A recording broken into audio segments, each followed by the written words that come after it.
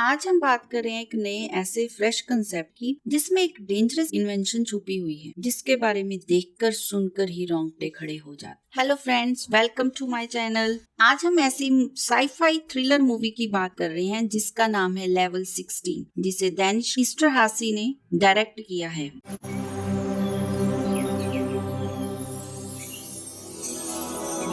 कहानी के शुरू में दोस्तों हम देखते हैं एक वेस्टालिस एकेडमी, जो कि एक गर्ल्स बोर्डिंग एकेडमी है। द वेस्टालिस एकेडमी की हेडमिस्ट्रेस हैं मिस ब्रेक्सिल, जो स्वभाव से अच्छी हैं पर थोड़ी सख्त किस्म की औरत है। उन्होंने पिछले कई सालों से कुछ लड़कियों को यहाँ पर शेल्टर दिया हुआ, उनको खाना देना, उनकी देखभाल करना, सब कुछ वो फ्री ऑफ कॉस्ट करती है। वो ये सब कुछ बच्चों को अच्छा और सिक्योर फ्यूचर देने के लिए करती है। उन लड़कियों को बताया जाता है कि अगर वो इस एकेडमी से बाहर रहेंगी तो जिंदा रहना मुश्किल है, क्योंकि बाहर की दुनिया किसी भी बच्ची के लिए जिंदा रहने के लायक है ही नहीं। बाहर की हवा पॉल्यूटेड है, एटमॉस्फेयर अच्छा नहीं है, खास करके लड़कियों के लिए वो एटमॉस्फेयर बिल्कुल भी अच्छा नहीं है। इसमें ज्यादातर लड़कियां मैक्सियन हैं और वो बहुत ज्यादा गरीब परिवारों से हैं। उनके पेरेंट्स के लिए इस इन्वायरमेंट में उनको बचाना, उनकी रक्षा करना मुश्किल है। इसलिए मिस ब्रिक्सिल ने अपना इसे मिशन बना लिया है कि वो हर दम लड़कियों को एक सिक्योर फ्यूचर देने की कोशिश करेंगी।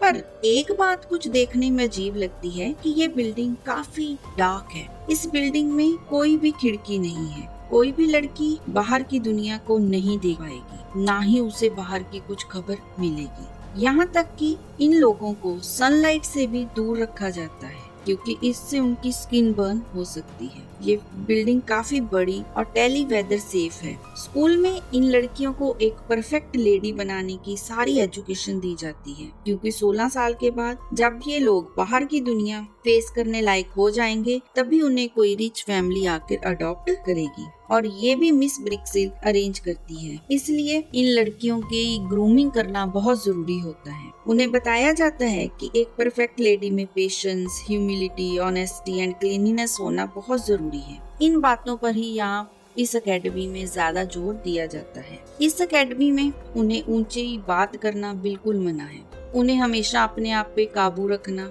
ये सारी बातें इस स्कूल में सिखाई जाती हैं। अपने आप को साफ रखने के लिए भी यहाँ पर बहुत ज्यादा स्ट्रिक्ट रूल्स हैं, जो कि इन लड़कियों को फॉलो करने पड़ते हैं। एक बात नोटिस करने वाली है कि ये सब तो इन्हें बहुत अच्छे से सिखाया जाता है, पर उन्हें एक्चुअली जो एजुकेशन है वो नहीं दी जाती। वो लड़कियाँ इवन अपने नाम के स्पेलिंग भी नहीं जानती। ये बिल्कुल ही एक तरह से अनपढ़ है। स्कूल में हम देखते हैं उन्हें हर रात डिनर से पहले विटामिन की टेबलेट दी जाती है, जो उन्हें हर रात कैमरे के सामने लेनी होती है। उन्हें बताया गया होता है कि हेल्दी बॉडी के लिए विटामिन बहुत जरूरी है, और इन स्टूडेंट्स को इस पॉल्यूटेड एनवायरनमेंट से खुद को बिल्कुल साफ रखने के लिए बार बार समझाया जाता है, क्योंकि अगर एक स्टूडेंट को भी इन्फेक्शन हो गई तो सारी लड़कियां बीमार पड़ सकती हैं।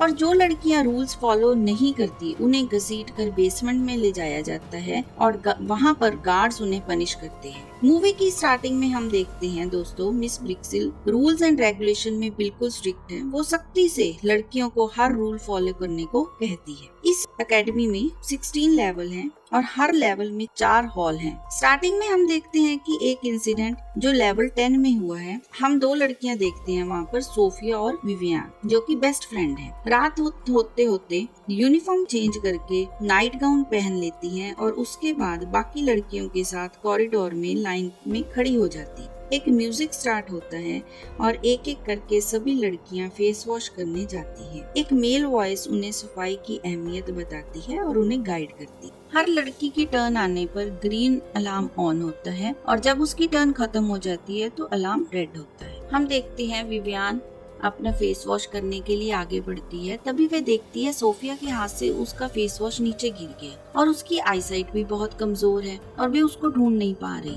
विवियान वहाँ जाके जल्दी से उसका फेस वॉश ढूंढ के उसको वापस दे देती है, पर तब तक टाइम बीत जाता है। उसका फेस वॉश करने का टाइम निकल गया और लाइट जो थी ग्रीन से रेड हो। तभी 2 गार्ड्स आते हैं और वे विवियान को पकड़कर घसीटते हुए ले जाते हैं। विवियान बहुत रोती है, सोफिया से मदद मांगती है, लेकिन वे कुछ नहीं कहती, और शायद कहने से भी कुछ ना होता, क्योंकि रूल के साथ इस एकेडमी में कोई कॉम्प्रोमाइज नहीं होता। अब उसके साथ क्या हुआ ये सब हमें नहीं दिखाया गया, पर पनिश तो उसे जरूर किया गया हो। इसके बाद मूवी को 6 साल आगे कर दिया जाता है। हम पहुंच जाते हैं लेवल 16 में। फिर से एक बार हम वहाँ विवियान को देखते हैं। विवियान रोज हॉल में शिफ्ट हुई है। यहाँ पर उसके साथ फिर उसकी मुलाकात सोफिया से होती है 6 साल बाद अपनी बेस्ट फ्रेंड से। लेकिन विवियान अभी भी उस हादसे को नहीं भुला पाई। वे अभी भी सोफिया से नाराज है। तो सोफिया जब उससे बात करना चाहती है तो विवियान उसे अनसुना और इग्नोर कर देती। लेकिन इस लेवल में सब लड़कियां बहुत ज्यादा खुश हैं,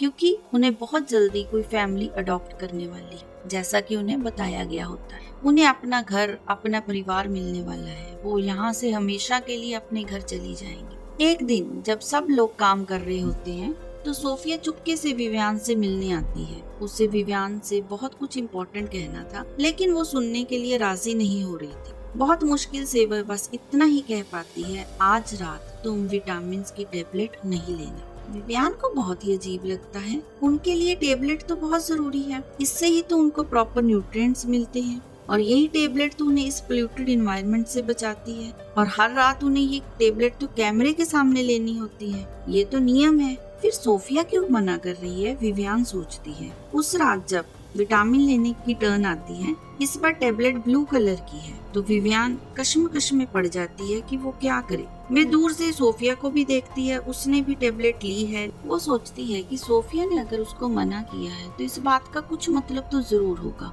ये सब सोचकर विवियान बाथरूम में जाकर टेबलेट को फेंक देती है। उसके बाद वे बाकी लड़कियों के साथ सोने चली जाती है। हम देखते हैं इस रूम में एक तरफ विवियान की बेड है और दूसरी तरफ सोफिया की। बीच में 5-6 बेड हैं और विवियान के पास जिस लड़की का बेड है उसका नाम है ईवा। वे दोनों हमेशा सोने से पहले कुछ बातचीत करती हैं, लेकिन उस रात ईवा कोई बात नहीं करती। विवियान थोड़ी देर वेट करती है और उसके बाद वे खुद ईवा को बुलाती है, 1 बार 2 बार, फिर जोर से भी बोलती है, लेकिन ईवा कोई जवाब नहीं देती। इनफैक्ट कोई भी लड़की कोई जवाब नहीं देती, सिर्फ सोफिया आवाज देती है। वो विवियान से कहती है, कोई भी तुम्हारी आवाज सुन नहीं पाएगा। वो बताती है, असल में हमें जो विटामिन दी जाती हैं, वे विटामिन है ही नहीं, वो स्लीपिंग पिल्स हैं, ताकि जिससे हम गहरी नींद में सो जाएं और ये लोग अपना काम कर पाएं। विवियान और भी ज्यादा हैरान हो जाती है, काम? कौन सा काम? तभी उन्हें बाहर मिस ब्रिक्सिल की आने की आवाज आती है। सोफिया जल्दी से उसे कहती है,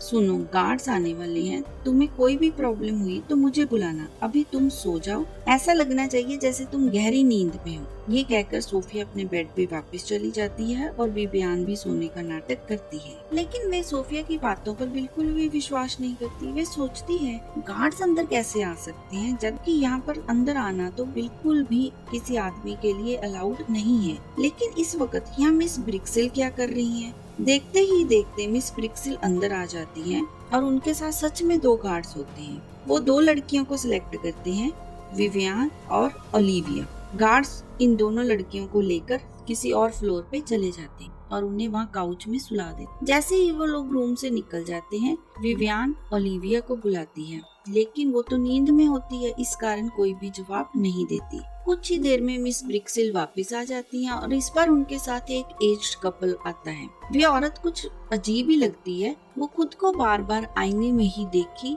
जा रही थी। मिस ब्रिक्सिल उन्हें कहती है कि आपने इन दोनों को डेमोन्स्ट्रेट करने के लिए कहा था, मैंने कर दिया, अब आप एक को सिलेक्ट कर सकती हैं, उसके बाद हम बाकी प्रोसेस स्टार्ट करेंगे। उनकी बातों से विवियान को पहले लगा कि शायद ये कोई स्पॉन्सर है, शायद ये अपनी प्रेफरेंस के हिसाब से उन्हें अडॉप्ट करना चाहते हैं, इसलिए मिस ब्रिक्सिल उन्हें यहाँ पर लेकर आई है। लेकिन जब वो एंड में एज्ड लेडी अपने पति से कहती है कि मिस ब्रिक्सिल को पेमेंट कर दो, तो क्लियर हो जाता है कि वो इन्हें अडॉप्ट करने के लिए नहीं आए, वो इन्हें खरीद रहे हैं। वो लोग ओलिविया को सिलेक्ट करते हैं और फिर उन दोनों को वापस लाकर उनके बेड में गार्ड से सुला जाते हैं। उसके बाद वे लोग सोफिया को भी ले जाते हैं और वैसे ही कुछ देर में वापस ले आते हैं। वो लोग 3-4 और लड़कियों को भी ले जाते हैं एंड फाइनली दरवाजा लॉक किया जाता है। विवियान जल्दी से सोफिया के पास जाकर पूछती है, ये सब क्या हो रहा है? लेकिन वे भी उतना ही जानती है जितना विवियान। उन्हें लगता है ये लोग उन्हें बेच रहे हैं, लेकिन क्यों? इनका जवाब उनके पास नहीं है। सोफिया सिर्फ इतना जानती है कि यहाँ कुछ ठीक नहीं हो रहा। उसने लेवल 13 से इस टैबलेट को लेना बंद कर दिया और वो सारी रात यहाँ से भागने का प्लान बनाती रहती। उसे इतना पता था कि यहाँ से भागना ही ठीक रहेगा क्योंकि यहाँ कुछ गड़बड़ तो है, पर क्या गड़बड़ है ये उनको नहीं पता। वे जानती थी कि मिस ब्रिक्सिल रात में उनके रूम में 3-4 बार आती है। बीच में दरवाजा खुला रहता है, सिर्फ उसी समय वे भाग सकती है। एक बार अगर दरवाजा लॉक हो जाए उन्हें फिर से पूरा दिन वेट करना होगा। विवियान सोफिया से कहती है, जब वो लोग तुम्हें लेकर गए थे तो मैं भी उनके पीछे गई थी। रूम का दरवाजा खुला था लेकिन हॉल का दरवाजा लॉक, इसलिए उसे नहीं पता कि अंदर क्या हो रहा था। उस दरवाजे को कैसे खोला जा सकता है। अगले दिन रोज हॉल के स्टूडेंट्स को देखने एक डॉक्टर आते हैं जिनका नाम है डॉक्टर मायरो। वो सिर्फ सीनियर स्टूडेंट्स को अटेंड करते हैं। वे कहते हैं दूसरे हॉल की कुछ स्टूडेंट्स को फीवर हो रहा है, उससे बचने के लिए सभी को वैक्सीनेशन दिया जा रहा है। ये डॉक्टर बहुत अच्छे हैं और वो मिस ब्रिक्सिल की तरह स्ट्रिक्ट भी नहीं है, तो उनसे बात करके विवियान को बहुत अच्छा लगता है। और वैसे भी इतने सालों में ये फर्स्ट टाइम है कि वो एक न्यू फेस देख रही है। उस रात सभी जब सो जाते हैं तो सोफिया और विवियान फिर से डिस्कस करने लगती हैं। प्रॉब्लम ये है, यहाँ से बाहर निकलने के लिए उन्हें एक स्पेशल कार्ड चाहिए जिससे वे हॉल का दरवाजा खोला जा सकता है। वह card miss Brixil, doctor Miro के पास है और शायद गार्ड के पास भी है। ये सोफिया को पता था क्योंकि उसे पता है मिस ब्रिक्सिल के अलावा भी यहाँ कुछ गार्ड्स आधी रात को भी आते हैं जब सभी सो जाते हैं। तब वे आके लड़कियों को गलत तरीके से छूते हैं, उन्हें मॉलेस्ट करते हैं। ये एक और घिनौना राज जो विवियान सुनकर बहुत डर जाती है। वे इस बात पर विश्वास नहीं करना चाहती थी, लेकिन वे जानती है सोफिया झूठ नहीं कहेगी। सोफिया कहती है, नेक्स्ट टाइम जब गार्ड यहाँ पर आएगा हम दोनों मिलकर उस पर हमला करेंगे, लेकिन ये बहुत ही रिस्की है। विवियान कहती है, मुझे लगता है डॉक्टर मायरो हमारी मदद कर सकते हैं, हमें उनसे बात करनी चाहिए। पर सोफिया डर जाती है। वे विवियान को मना करती है, लेकिन फिर भी विवियान अगले दिन डॉक्टर मायरो से बात करने जाती है, उन्हें मैनिपुलेट करने की कोशिश करती है। वो डॉक्टर से कहती है कि मेरे हॉल में कुछ लड़कियों को सोते समय प्रॉब्लम होती है। डॉक्टर कहता है तुम मिस ब्रिक्सिल से इस बारे में बात करिए। यहाँ पर विवियान से थोड़ी गलती हो जाती है। वो कहती है मिस ब्रिक्सिल से मदद मांगी थी पर उन्होंने इनकार कर दी। इस बात को सुनकर डॉक्टर को शक होता है। वैसे भी विवियान बहुत दिनों से नींद प्रॉपर नहीं कर पाई थी और उसकी हालत देख के डॉक्टर उसे विटामिन की हैवी डोज दे देती, मींस ज्यादा स्ट्रॉन्ग स्लीपिंग पिल्स की डोज दे देती। उसके बाद विवियान को लगता है कि ये डॉक्टर उसे मॉलेस्ट कर रहा है, पर टेबलेट के नशे में वे कुछ भी ठीक से समझ नहीं पा रही थी और कुछ भी रिस्पॉन्स नहीं दे पा रही। वहाँ से लौटने के बाद विवियान फिर से काम करने लगती है, लेकिन वे बहुत ज्यादा वीक फील कर रही होती है, उसे चक्कर आ रहे होते हैं। सोफिया उससे मिलने आती है और वे दोनों डॉक्टर के बारे में बात करने लगते हैं, लेकिन नशे में होने के कारण वो इतनी जोर जोर से बात करती है कि ईवा को शक होता है। वे जाके मिस ब्रिक्सिल को इनकी रिपोर्ट कर देती है। मिस ब्रिक्सिल विवियान को उस रात एक बॉक्स में बंद कर देती है क्योंकि यहाँ किसी भी स्टूडेंट को ऊंची आवाज में बात करने की इजाजत नहीं थी। इसके लिए उसे पनिश किया जाएगा। रात में जब सभी लोग सो जाते हैं हम देखते हैं कि सोफिया एक रस्सी लेकर उस गार्ड के लिए वेट कर रही है। वे जानती है वे आएगा और ये भी जानती है जो भी करना है उसे अकेला करना होगा। 6 साल पहले लेवल 10 में उसने विवियान का साथ नहीं दिया था। ये बात के लिए वो खुद को अभी भी माफ नहीं कर पाती, पर अब वो विवियान को बचाना चाहती है और वो बैठ के गार्ड की वेट करती है। गार्ड वापस आ जाता है, लेकिन वो सोफिया के पास नहीं आता, वे किसी और दूसरी लड़की के पास आता है। जैसे ही वे गार्ड उसे छूने लगता है, सोफिया उस पर हमला कर देती है। वे गार्ड भी विवियान को मारता है और विवियान कुछ चीज उठा के उसके सिर पर हमला कर देती है, जिसके कारण गार्ड कुछ देर के लिए बेहोश हो जाता है। उसी का फायदा लेकर सोफिया उसके पॉकेट में से कार्ड निकाल लेती है और विवियान को बचाने के लिए भाग जाती है। इससे पहले कि वो विवियान के पास पहुंचे, गार्ड को होश आ जाता है और वे अलार्म ऑन कर देता है, जिससे पूरे हॉल में सभी guard, miss Brixil, doctor Mayro alert हो जाते हैं और सोफिया विवियान को फ्री नहीं कर पाती। वे वहाँ से कार्ड लेकर भाग जाती है, पर वो उसे प्रॉमिस करती है कि मैं तुम्हें जरूर बचाऊंगी और आगे भाग जाती है। कुछ ही समय बाद मिस ब्रिक्सिल विवियान को घसीटते हुए हॉल में वापस लेके आती है। विवियान वहाँ पर देखती है कि सभी स्टूडेंट प्रेजेंट हैं। वे भी रूम में खड़ी हो जाती है। तभी वहाँ देखती है कि डॉक्टर मायरो और गार्ड्स पहले से ही होते हैं। डॉक्टर मायरो, जो कि बहुत ही गुस्से में है, उनका कहना है सोफिया ने जो भी किया है डिसओबीडियंस है, बेईमानी है। इन स्टूडेंट्स को हमने इतने सालों से यहाँ पर रखा है, उनका ख्याल रखा, उन्हें खिलाया पिलाया, उनकी हर जरूरत को पूरा किया और बदले में उन्हें ये मिला। सोफिया को तो सजा जरूर मिलेगी, लेकिन उसने उनकी एक चीज चुराई है, मतलब वे कार्ड जो अभी उसके पास नहीं है, जो इनमें से ही किसी स्टूडेंट के पास है। डॉक्टर मायरो इनको वार्निंग देते हैं, जिनके पास भी कार्ड है हमें वापस कर दो, नहीं तो हमें और भी ज्यादा स्ट्रिक्ट होना पड़ेगा। कोई भी स्टूडेंट कुछ नहीं कह रही। ये देखकर वो डॉक्टर रीटा को पनिश करने के लिए ले जाते हैं और वे ये भी कहते हैं जब तक उन्हें वो कार्ड वापस ना मिल जाए, हर रोज एक स्टूडेंट को पनिश किया जाएगा। रात में मिस ब्रिक्सिल अपने हाथों से सब स्टूडेंट को विटामिन की टेबलेट उनके मुंह में रखती है और ये भी देखती है कि उन्होंने इसको निगला या नहीं। और स्लीपिंग पिल लेने से विवियान को नींद आने लगती है, लेकिन उसे जागना होगा। उसने वे कार्ड ढूंढना है। अगर वह कार्ड सोफिया के पास नहीं मिला, इसका मतलब उसने विवियान के लिए कहीं बेड में ही छुपाया होगा। विवियान बहुत वीक फील कर रही है, पर फिर भी उस कार्ड को ढूंढने लगती है। एट लास्ट उसे अपनी बेड के अंदर से वो कार्ड मिल जाता है और वह लेकर भागने की कोशिश करती है, लेकिन कार्ड से कमरे के अंदर का दरवाजा खोला नहीं जा सकता। तो कार्ड से दरवाजे के बोल्ट्स को खोलने लगती है। 16 बोल्ट्स हैं। टाइम तो लग गया, लेकिन आखिर में वो बाहर निकलने में कामयाब हो जाती है। वो इसके बाद मिस ब्रिक्सिल के रूम में जाती है और वहाँ उसे स्कूल के राज के बारे में पता चलता है। उसे ये पता चलता है कि ये स्कूल असल में कोई स्कूल नहीं है, ये एक फैसिलिटी है, ये एक क्लिनिक है। और वो गुस्से में मिस ब्रिक्सिल को बेहोश करने का इंजेक्शन लगा देती है। इसके बाद वे सोफिया को ढूंढते नीचे पहुंच जाती है, जहां उसे कैद में रखा होता है। वो सोफिया को वहां से बचाती है और उन दोनों को रीटा की लाश मिलती है। सिर्फ इतना ही नहीं, वे देखते हैं कि रीटा के फेस पर कोई भी स्किन नहीं है, फ्लैश दिखाई दे रहा है,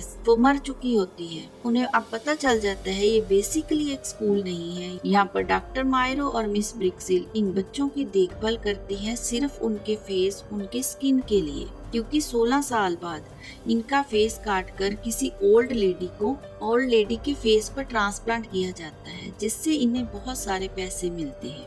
विवियान के पास कार्ड था, वे लोग भाग सकते थे, लेकिन सोफिया बाकी लड़कियों को भी बचाना चाहती थी। तो वे विवियान को टेरेस पर वेट करने के लिए कहकर नीचे जाती है और बाकी लड़कियों को सब कुछ बताती है। पहले तो कोई भी विश्वास नहीं कर रहा होता, क्योंकि इतने सालों में वे लोग यहाँ रह रहे हैं और एकदम से ऐसी सच्चाई निकलेगी, उन्हें विश्वास करना बहुत मुश्किल होता है। लेकिन जब वहाँ विवियान मिस ब्रिक्सिल को लेके आती है, तब जाकर सब बिलीव करते हैं। उसके बाद वे लोग मिस ब्रिक्सिल को एक बॉक्स में बंद कर देते हैं और मिलके भागने लगते हैं, लेकिन अलार्म बजने लगता है, गार्ड्स उनका पीछा करने लगते हैं। विवियान जल्दी से सोफिया को लेकर एक रूम में जाकर दरवाजा बंद कर देती है और तभी वहाँ डॉक्टर मायरो आते हैं, लेकिन वे दरवाजा नहीं खोल पाते, तो इनको मैनिपुलेट करने की कोशिश करते हैं। लेकिन विवियान उनके सामने ही अपने फेस पर चाकू से जख्म करने लगती है। डॉक्टर उन्हें रोकने की बहुत कोशिश करते हैं कि इस फेस के पीछे उन्होंने अपने 16 साल इन्वेस्ट किए थे, लेकिन विवियान नहीं मानती।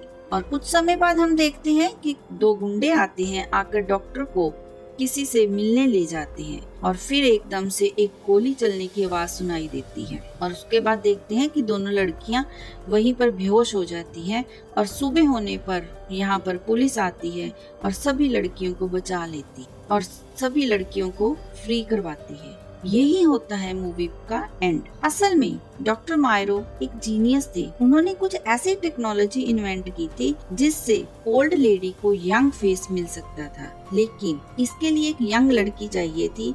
इसलिए डॉक्टर मायरो गरीब लोगों से उनके बच्चों को खरीद लेते थे या चुरा लेते थे। यहाँ पर उनकी स्किन को बहुत ध्यान से फेस वॉश करवाया जाता, क्लीन रखा जाता, सन रेज से दूर रखा जाता, ताकि उनकी स्किन बिल्कुल भी डैमेज ना हो। और उनको बाहर की दुनिया को लेकर बहुत गलत आइडिया दिया जाते थे, ताकि ये लोग बाहर ना निकले और सन रेज से उनकी स्किन डैमेज ना हो। यहाँ पर प्रॉब्लम यह थी कि डोनर और टेकर कि डीएनए मैच होना चाहिए, तो ऐसी लड़की मिलने से बहुत प्रॉब्लम हो रही थी।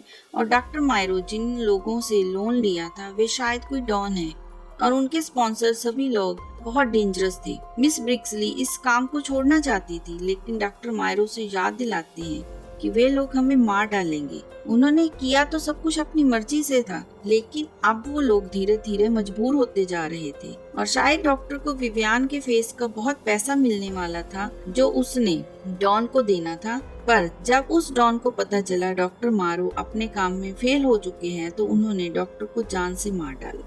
असल में इस स्कूल में डिसेंसी लॉयल्टी के नाम पर लड़कियों का मुंह बंद रखा जाता था। अगर कोई भी आवाज उठाती तो उसे पनिश किया जाता था। सोफिया को बहुत पहले पता चल चुका था कि ये स्कूल नहीं है, यहाँ पर कुछ और होता है, लेकिन ये होता है उसने कभी सपने में भी नहीं सोचा था। यही इस पिक्चर की स्टोरी थी, लेवल 16। फ्रेंड्स, इसकी एंडिंग देख के मैं खुद भी सरप्राइज हो गई थी, क्योंकि मुझे नहीं पता था कि ये इतना नया कंसेप्ट होगा, स्किन ट्रांसप्लांटेशन। बहुत ही डिफरेंट एंडिंग थी। उम्मीद करेंगे ये साइंस फिक्शन कभी सच ना हो, जिससे किसी भी जवान लड़की की जिंदगी खतरे में ना पड़े। वैसे भी जैसे हम लोग हैं, सुंदर हैं, इस सच्चाई को हमें एक्सेप्ट करना चाहिए। हमेशा जवान रहना, सुंदर दिखना, इस ऑब्सेशन से हमें अपने आप को बाहर करना चाहिए। खुश रहें, स्वस्थ रहें, मन को सुंदर बनाएं। फिर मिलेंगे एक नई वीडियो के साथ। वीडियो को लाइक, शेयर एंड सब्सक्राइब जरूर करें। Bye bye.